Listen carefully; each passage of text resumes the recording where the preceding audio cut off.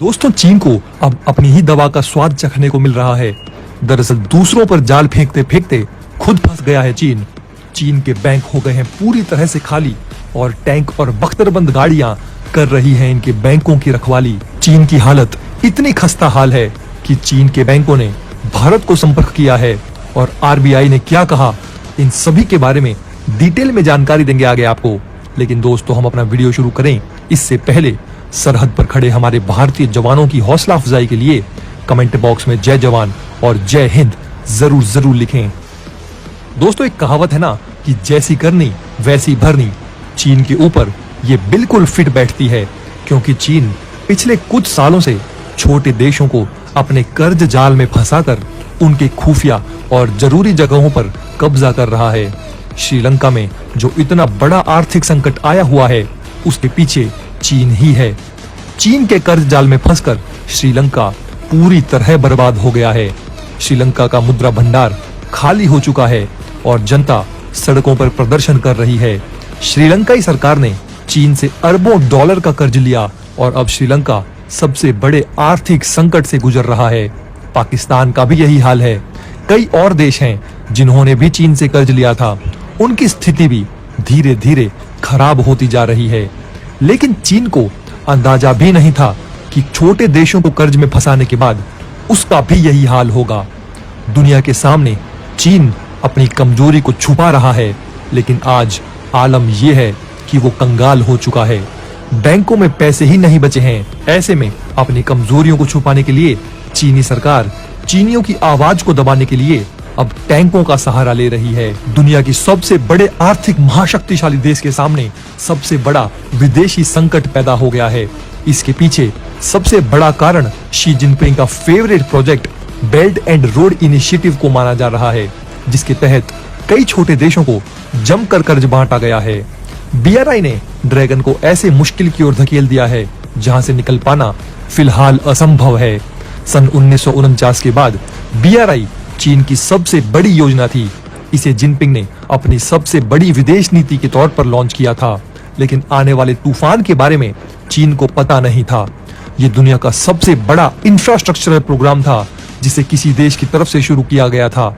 इस योजना के तहत कई प्रोजेक्ट्स लॉन्च तो हो गए, लेकिन उसे चीन को जो फायदा मिलना था वो नहीं मिल सका, जबकि चीन ने अपने इंफ्रास्ट्रक्चर प्रोजेक्ट्स के लिए कई देशों को कर्ज दिया, जिसकी वजह से चीन पर जितना दबाव बना उतना ही दबाव श्रीलंका जैसे उन देशों पर जो पहले से ही आर्थिक संकट में थे। एक रिपोर्ट में चीन के इस बीआरआई प्रोजेक्ट को हाई लेवल का इकोनॉमिक रिस्क करार दिया गया था। चीन के इस प्रोजेक्ट के चलते दुनिया के कई देश बर्बादी की कगार पर हैं। इसके चलते एशिया, अफ्रीका और लैटिन अमेरिका के साथ साथ कई अन्य देशों में कर्ज संकट पैदा होता चला गया। अमेरिकन इंटरप्राइजेज इंस्टीट्यूट की तरफ से बताया गया कि 2013 में प्रस्तावित किए गए इस प्रोग्राम के चलते साल 2021 के अंत तक प्रोजेक्ट्स की वजह से कई विकासशील देशों पर 838 बिलियन डॉलर की अदायगी हो गई थी। चीन को कब ये कर्ज वापस मिलेगा उसे खुद नहीं मालूम। वहीं न्यूयॉर्क स्थित एक रिसर्च ग्रुप रोहडियम की माने तो चीन के बैंकों ने साल 2020 और 2021 में 52 बिलियन डॉलर का कर्ज लिया था। पहले 2 वर्षों की तुलना में ये 16% ज्यादा था।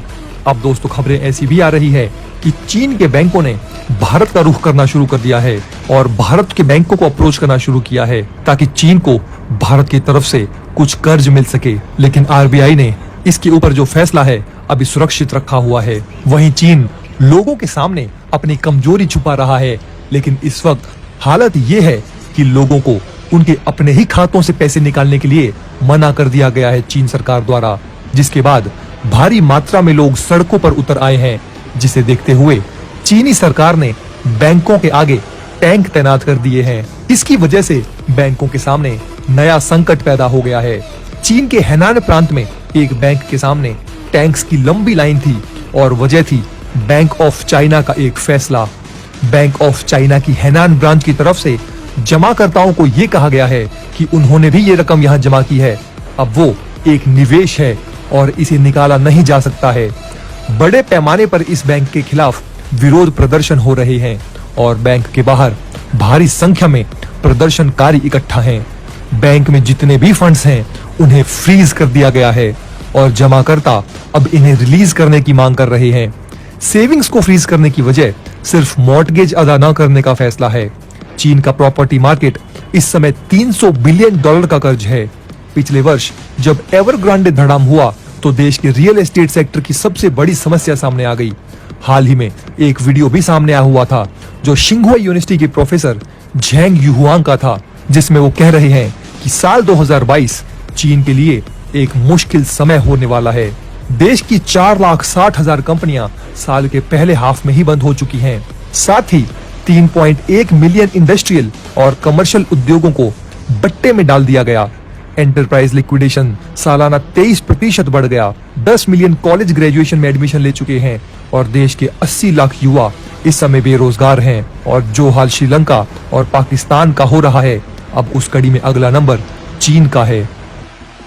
तो दोस्तों, वीडियो में हम आगे बढ़े इससे पहले आपके लिए एक जरूरी सूचना है।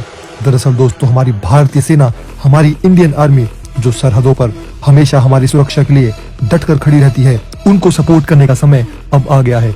इस वीडियो के डिस्क्रिप्शन को खोलिए जरा, हमने वहां पर कुछ प्रोडक्ट्स के लिंक दिए हैं जिस पर क्लिक करके आप उन्हें खरीद कर हमारी भारतीय सेना को सपोर्ट कर सकते हैं। इन प्रोडक्ट्स में भारतीय सेना की cap, mask, T shirts, souvenirs और बाकी कई सारे आइटम्स हैं जो आप खरीद सकते हैं। तो दोस्तों, जल्दी इन लिंक्स पर क्लिक कीजिए और दिखा दीजिए भारतीय सेना के प्रति अपना सपोर्ट, और दिखा सकते हैं कि आप भारतीय सेना से कितना प्यार करते हैं।